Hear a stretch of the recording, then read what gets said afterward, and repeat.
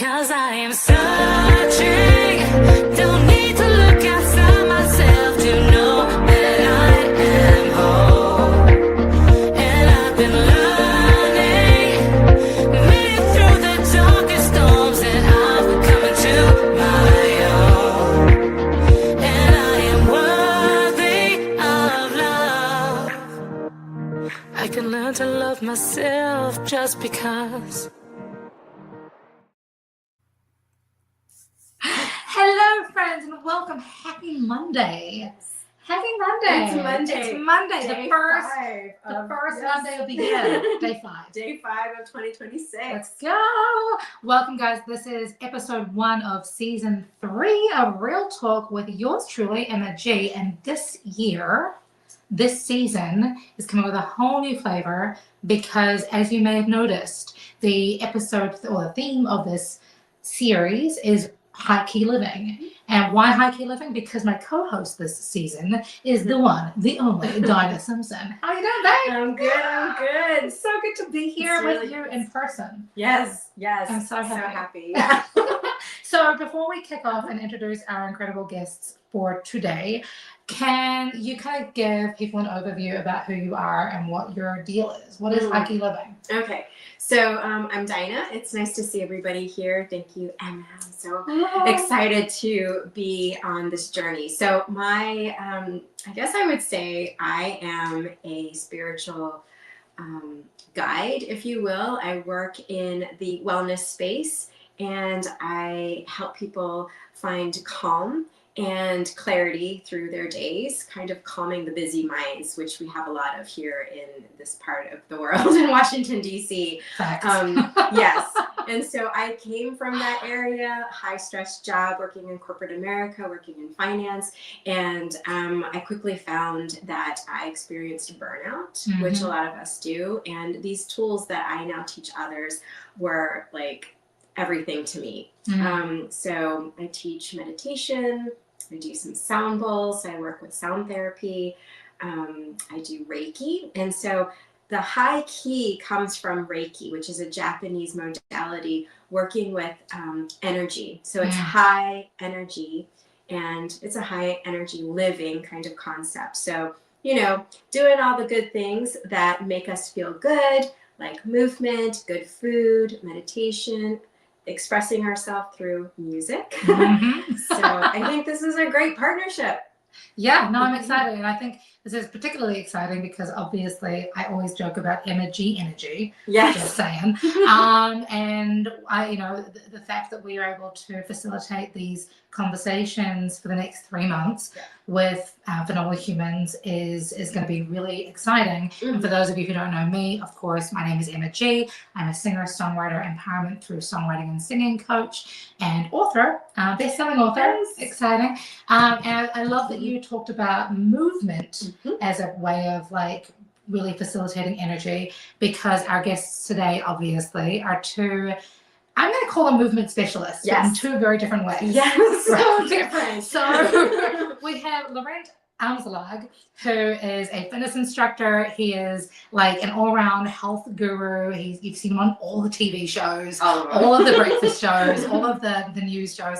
And then we've got, on the other hand, Douglas Bird, who is an aerobatic astronaut. Pilot.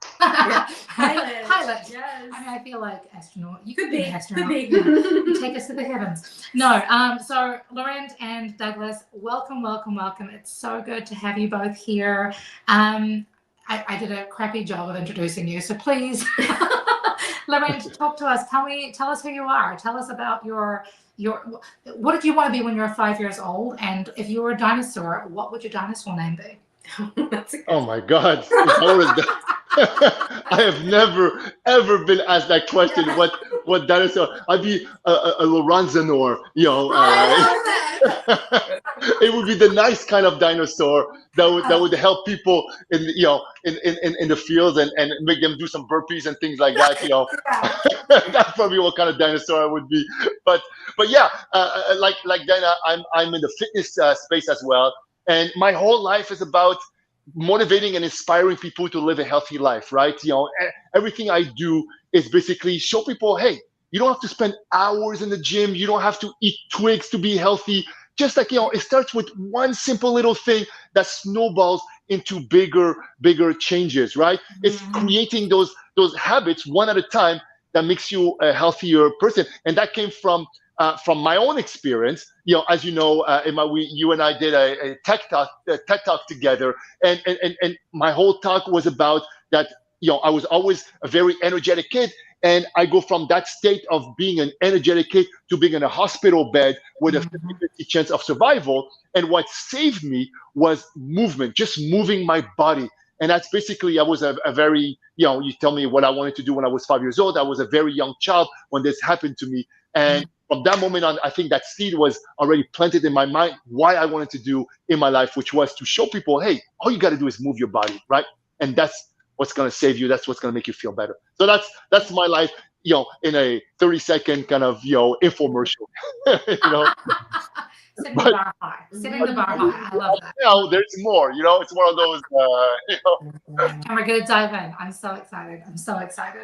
So, Douglas, tell us about you. What did you want to be when you were 5 years old, and what would your dinosaur be? Well, when I was 5, all I wanted to do was fly. That's all that I've ever wanted to do. Oh, wow. All I've ever wanted to do.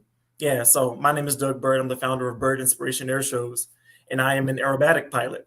And for those who are unfortunate enough not to know, aerobatics is somewhat of an exotic type of flying. It's not flying straight and level. I fly upside down a lot. If I'm at my happiest, I'm flying upside down and I'm pulling a lot of G.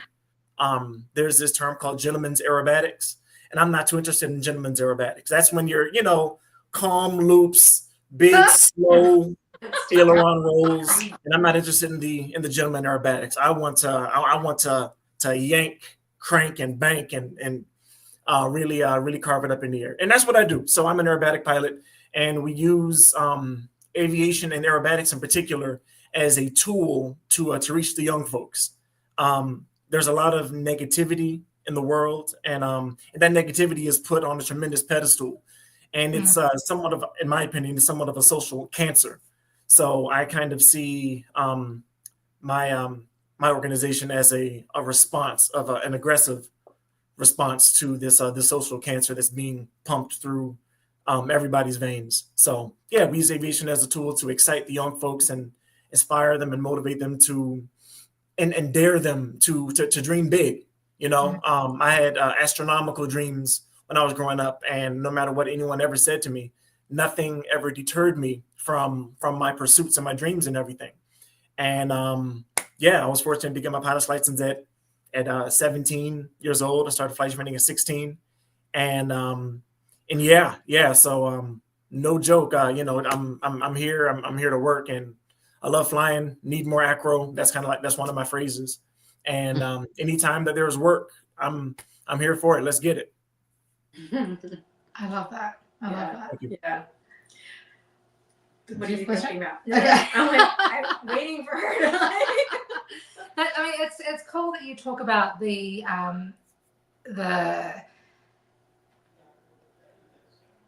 disease, if you will, of like the things that are affecting all of the effect things. This young people at the moment, the world at large, and really taking it upon yourselves, both of you in very different ways, using movement, generally speaking, but in very different ways, to kind of counter attack, I want to say, against what people are struggling with these days. Can you both maybe speak to why fitness for you, Laurent, and why aerobatics for you, Douglas, are so important in what you've seen and how you've worked with young people in particular, or older, inner teenagers, when it comes to combating some of the just awful things that we see going on in the world? Yeah, I mean, study after study will tell you that when you move your body, you bring more oxygen to your body, right? You release those feel good hormones, right? This is not just trainers or wellness people saying that. It's true studies after study that proves that. So anytime you move your body, you just tell your body, God, you're going to feel great, right? And it's not something that's going to happen 2 weeks or 3 weeks or a year later. This is something that happens right away, right? So that's what I use. I use movement as a catalyst, to help people kind of change their way of thinking. And once you realize, oh my God, this feels so great, then all of a sudden you're like, well, what if I change the way I eat my breakfast? What if I then decide to go for a longer walk? What if I decide to lift weight? And then it just snowballs into bigger things. That's why I always tell people, you know what? Start with the smallest little thing, something that it is so crazy, so stupid that you're like, there's no way I'm not gonna do this, right? So you start doing that, you feel good because that's what happens in your body, and then automatically you just start changing one bad habit after the next. And that's how I use movement to help my clients, whether they're young, whether they're older. Everybody kind of feels better. Who leaves a workout saying, God, I regret doing this? No one. No one leaves and says, God, I regret doing it. Maybe after leg day, you can't walk that well and things like that. But you always feel great, You always feel great after a workout. You never say, I regret that. But you always say, God, I regret not doing my workout today. That is more likely to happen than the other way. So yes, moving your body makes you feel good. When you feel good, then that changes your whole energy, right? And Emma G, you know about energy, that it's in your name. It's in your name, right? And when you change your energy, then that affects everything else in your life. Your relationships are better. Your friendships are better. It affects the way you work. You're more alert. You're happier. You just the way you are is completely different. And that comes from just moving your body. And that's why I want people to understand that it doesn't take that much. You don't have to spend hours at the gym going crazy. That just happens with just, you could just do this, and for a few minutes, and that makes you happy. I do a lot of that in companies. A lot of companies call me up and tell me, ask me to kind of motivate their client, their employees just to be healthier, right? And all I do, and as I go there, and I just make them move. It's fun little movements, little stretches they could do at their desk. I'm not even asking them to go outside or even outside of their the walls of their companies. It's right in there, and I show them little simple things that they could do to be healthier. And usually 100% of the time, every drill that I show, one of those drills will resonate with people, right? And that's what they start with. And then after that, it snowballs into other bigger things. So that's why I use, movement. And I don't use the word workout. I don't use that term. I use movement because that's what it's about. It's just about moving your body. Doesn't matter what it is. It reminds me of Legally Blonde, which is like happy people. No, but people are exercise. Exercise makes you happy, and happy people just don't kill their husbands, right?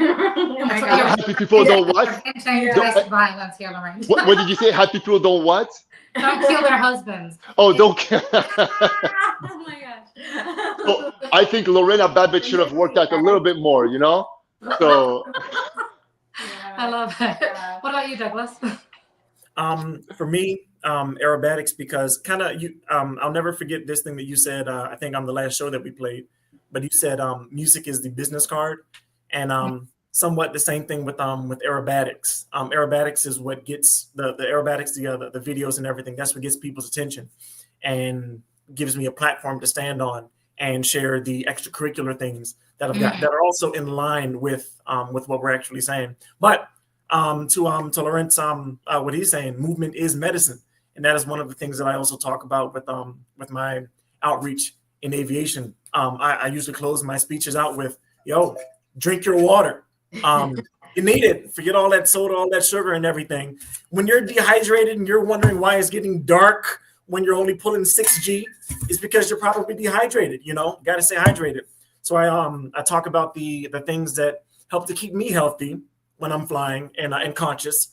Because when you're pulling 9G, it gets dark real quick if you're not. Your body lets you know really fast that you're not in shape and you need to settle down, land, rehydrate, and eat healthier out of shape.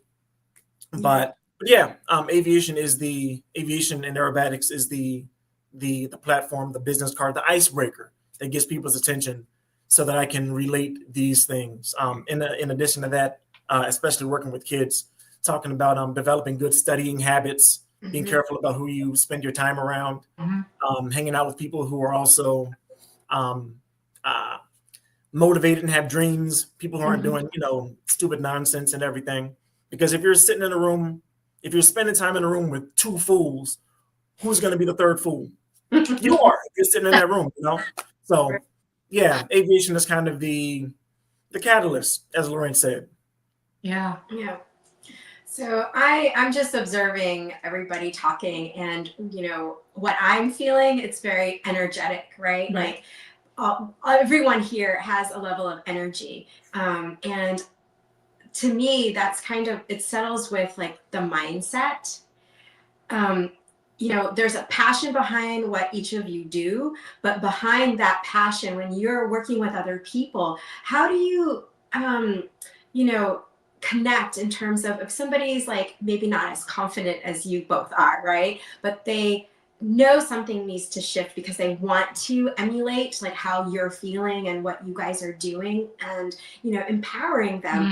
What would you say that you can boost somebody's energy but also change their mindset? Like, what would you advise, like some of the young people you work with, or just like people in the corporate space who feel a little bit stuck? Like, this is energy work, right? Like, we're trying to motivate other people. Right.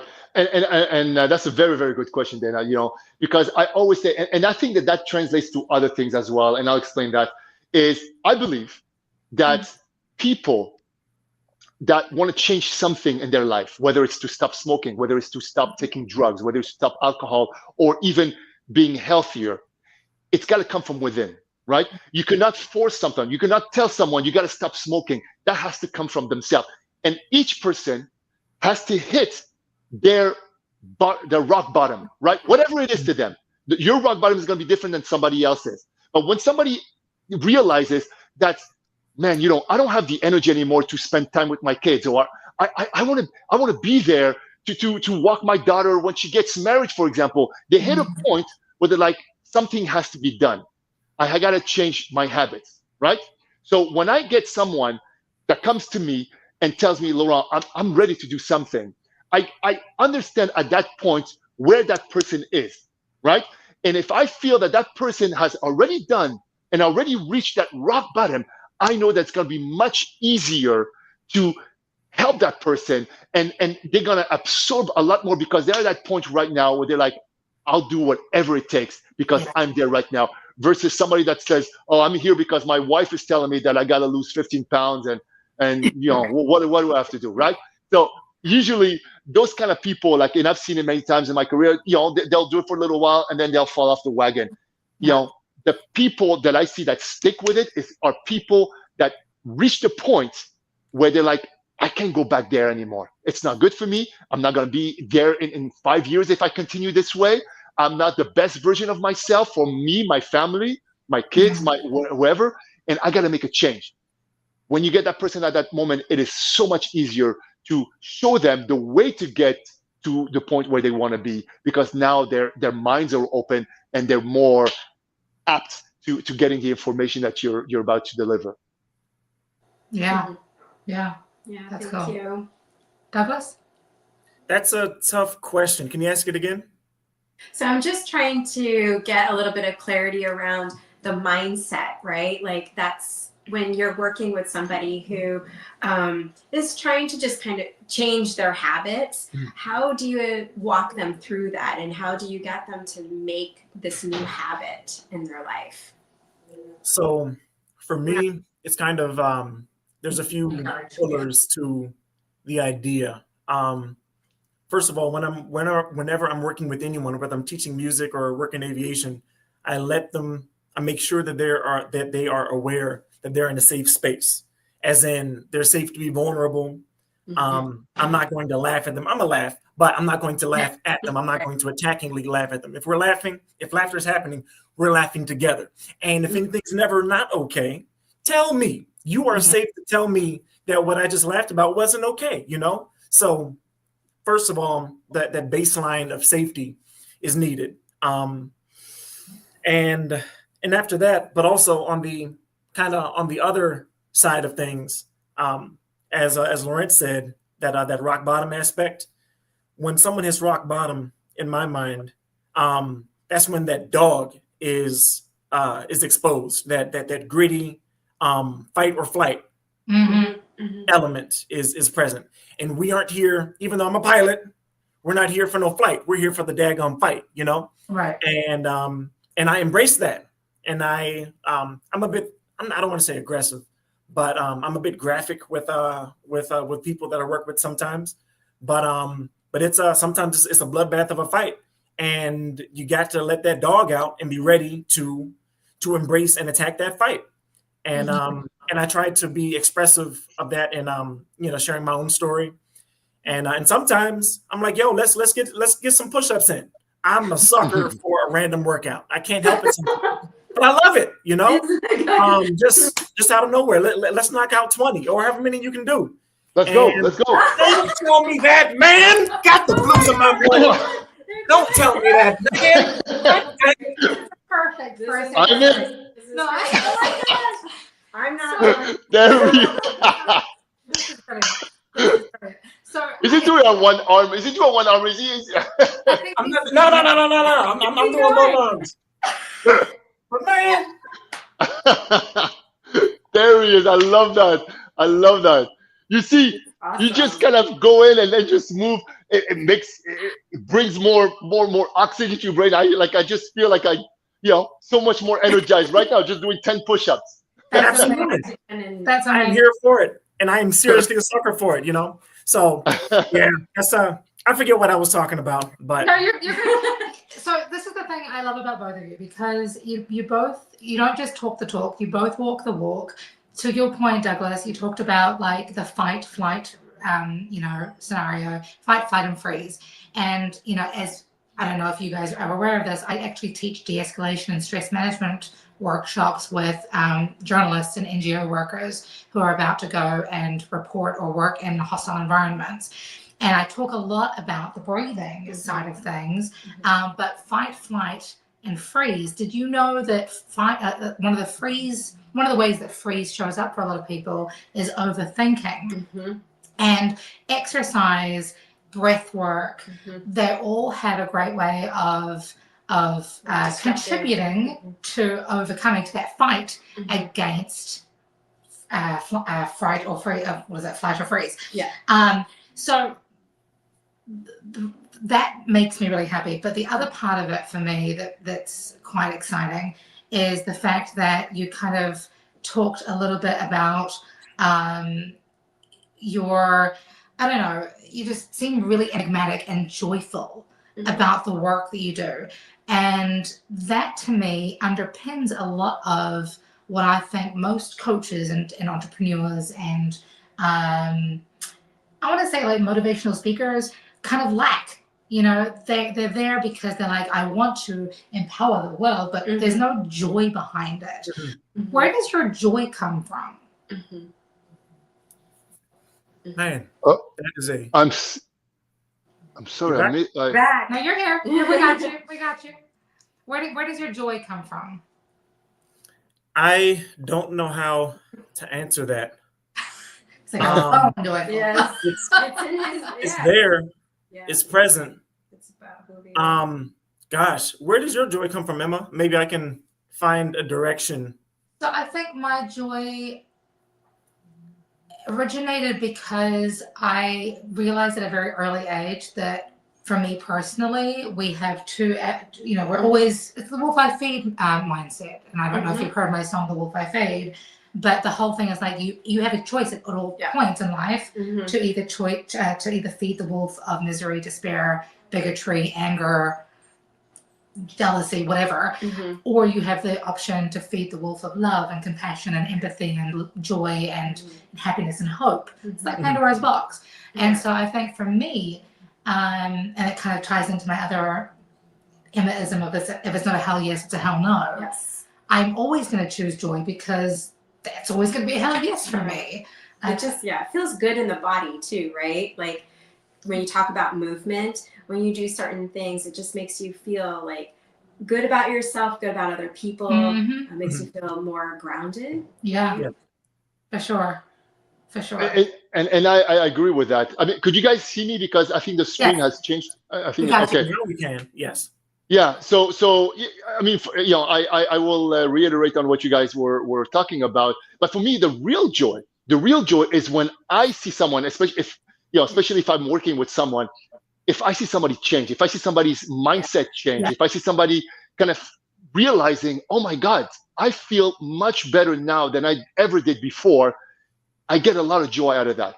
I get a lot of joy out of that. When I go, and I go to a company and I have 1,000 people over there, just kind of listening and realizing, and I see that in their eyes. I see that in their eyes all the time. Oh my God, I could do this. That's not what I thought what fitness was. Because I think a lot of people think that in order to be fit, you got to do all those crazy things, and they've been selling that throughout the years with all those CrossFit and all those crazy and even the names Insanity, P90X, that they put in those words that are so scary, that people are like, oh my God, that I can't do that, right? So basically, I go in and I'm trying to rewire their mindset into believing, hey, you don't need all that stuff.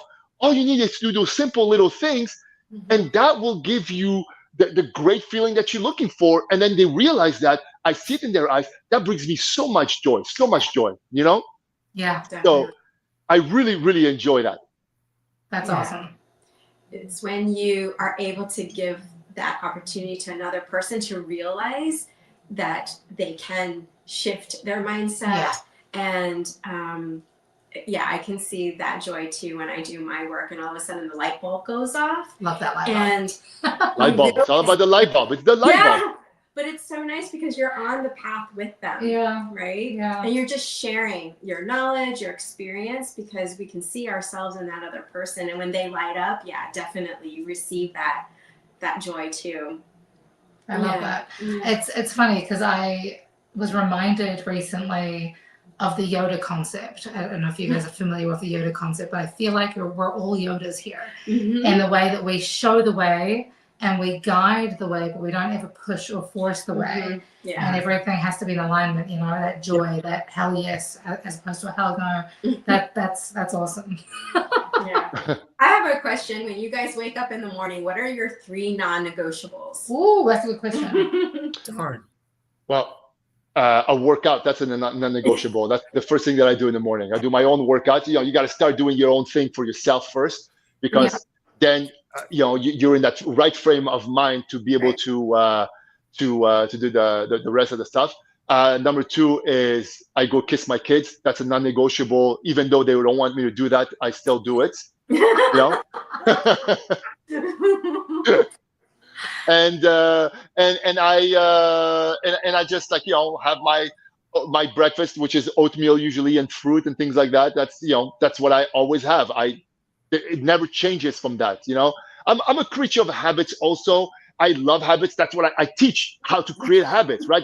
That's what I do. So I have my own habits, and one of them is I always have the same breakfast, which is oatmeal with fruits and nuts, and that makes me happy. That's non-negotiable, I love that.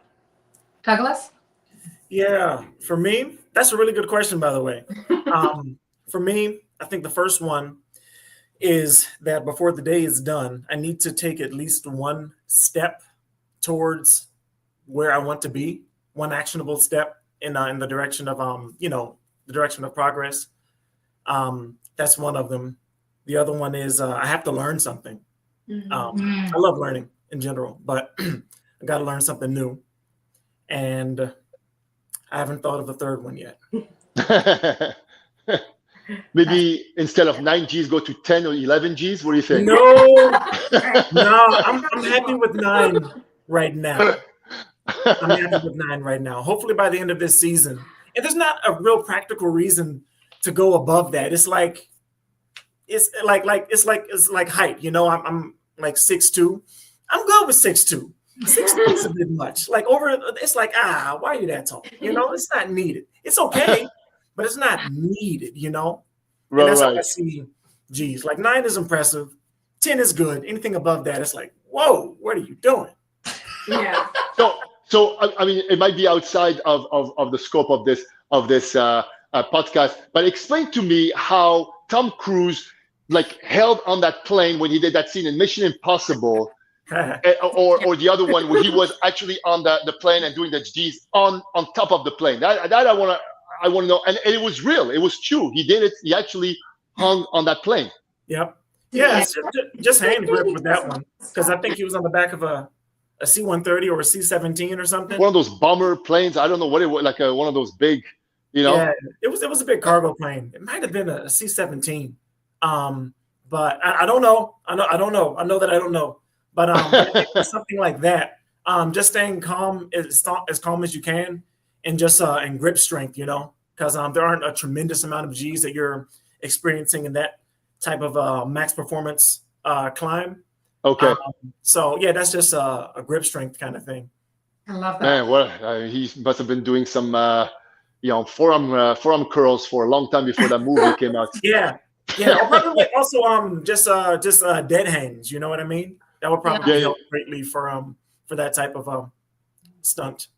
Right. That was amazing. Yeah, it's cool. I feel like we could talk for hours and hours and hours, but unfortunately, we have completely run out of time. What? Really? That's it already? You're kidding me. We'll have to have a part 2. We will. I just started. I know, right.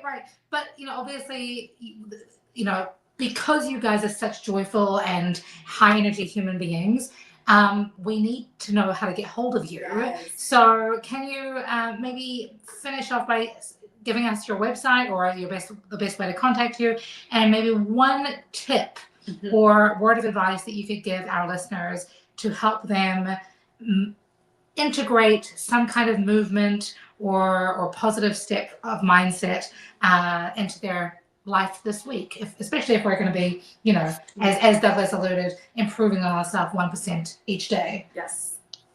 Yeah. Dinah says that, We're guys. gonna Yeah. So my website, my Instagram, I have a lot of stuff. I post a lot of different videos and little tips and things like that. It's at Laurent Amzallag, which is my name, LAURENT AMZALLAG. I also have a YouTube channel where I post actual workouts on. It's also Laurent Amzallag, my name, and Laurent Amzallag is my website as well. And when it comes to one tip, I would say, if you're starting up, especially if you're starting up, do something that you enjoy. Start with something you enjoy. Let's start that, because when you enjoy something, then you stick with it. And when you stick with it, that's how you get the results you're looking for, right? So you start with that one thing that you enjoy. Everybody has something that they could enjoy. It doesn't matter what it is, as long as you move your body, you could shake it up. You could do whatever, the jig, you could do whatever you want. Do something that you enjoy. And that's how you start to get the ball rolling. And I promise you, you will get there. Love that. Thank you. Douglas. He's thinking. Check. Can you hear me clearly? Yes, we can hear you. Because that last transmission that I was getting was kind of garbled. Okay. He was just talking Can y'all about hear me okay? movement. Yes, we can. Yeah. Yes. Can you all hear me okay? Yes. Dang it. I don't know if I can hear you all. We can hear Okay, you. you can. Yeah. Okay. Yes. Yeah. So my gotcha. Sorry. So my tags on Facebook, it's Bird Douglas. So it's my last name first and then my first name last. On LinkedIn, it's my first name, then my last name, Douglas Bird. But what you really want to get on is my TikTok. TikTok is popping right now for me. And TikTok is Bird Inspiration Air Shows. Oh, nice. Yeah, it's pretty groovy. Some entertaining stuff right there. A lot of energy, a lot of excitement. I want to see more about it. Can you do a video, I think? Yeah, show us. Yes, I do. Are you able to see? Let me see. I'm trying to do it. Don't know if it's working or not. Yeah, we saw a little bit. Maybe our producer can help out a little bit. Yeah. I think. Oh no. Oh. Can we include it? We can In the include show it in notes? the send a link to it in the show notes, because I think Douglas has Jumped off. vacated the building for a couple of seconds, but that's okay. Cool. He's So, doing some G's. sorry, yeah, he does. Too fast. He's already in the air. Oh no. Right? That's okay. We'll Oh, he's figure it out. back. He's back. Okay. Yeah, I am back. Don't know what went wrong, but But technology be technologying. Yeah. yeah, I don't like computers. But the planes that I fly, they're all push rods and cables. They're very minimalistic on the. Here we go. We can see That's it. the best. Yeah, this right here is called the Arresti dance. We go through it in our mind before we ever step foot in the airplane. Let me get to the part. The one at the same. I was broken from a young age, taking my soul into the masses, writing my poems for the few that looked at me, took to me, shook to me, feeling me, singing my heartache from the pain, taking my message from the veins. Nice. Yeah, copyright stuff. I guess they had to mute it, but it's fine. Oh my gosh. Oh my goodness. Well, I have to join you one of these days, Doug, in the plane. Yes. You know. Listen, I'm always looking for an excuse to go and fly some acro. We should do a podcast here. Yeah. Live from the coast. You can see you can see my veins bulging and you know, from the heart pumping extra hard to keep the blood up in my brain. It's some gnarly stuff. That there's a So 4-point important. roll, very precise. This aircraft, That is wild. and Amazing. Amazing. yeah, I'm gonna just pause it right there. But yeah, the 3 tips that I would say, 3 or so tips that I would give is be intentional about what it is that you're setting out to do. Don't let it happen by accident. You have to go and attack it. For me, everything. Oh man, looks like everyone's frozen. Nope, I got I'm you. gonna keep talking because I don't know if it has frozen or not. You're good. Okay. You have to be intentional. So you have to stay after it. Don't let it happen by accident. I would encourage a positive internal voice saying, you know, you can do it. I promise you can do it. If you stick at it, you stay flexible, you keep learning, you can make it happen. But it won't happen by accident. You have to be intentional about it and dare to make it happen.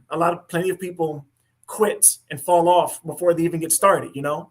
And it's literally like erosion with water.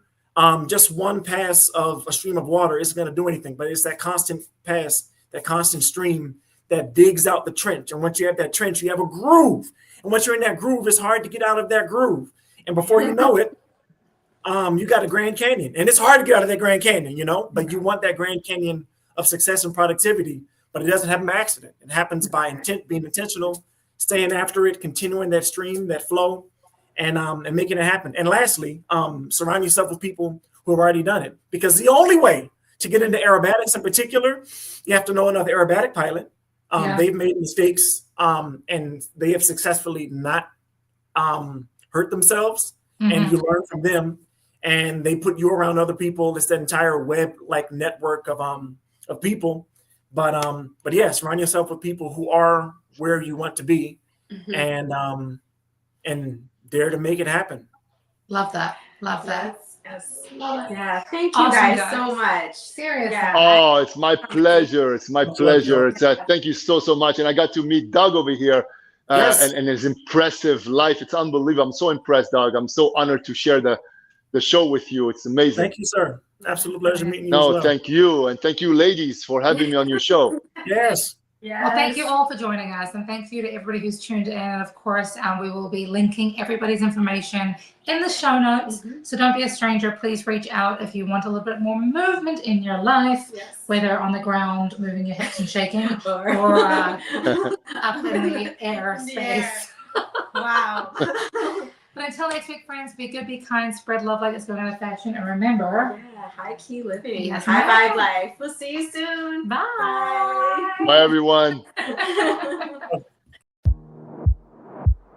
Cause I am searching, don't need to look outside myself to know that I am whole. And I've been learning, made it through the darkest storms, and I'm coming to my own. And I am worthy of love. I can learn to love myself just because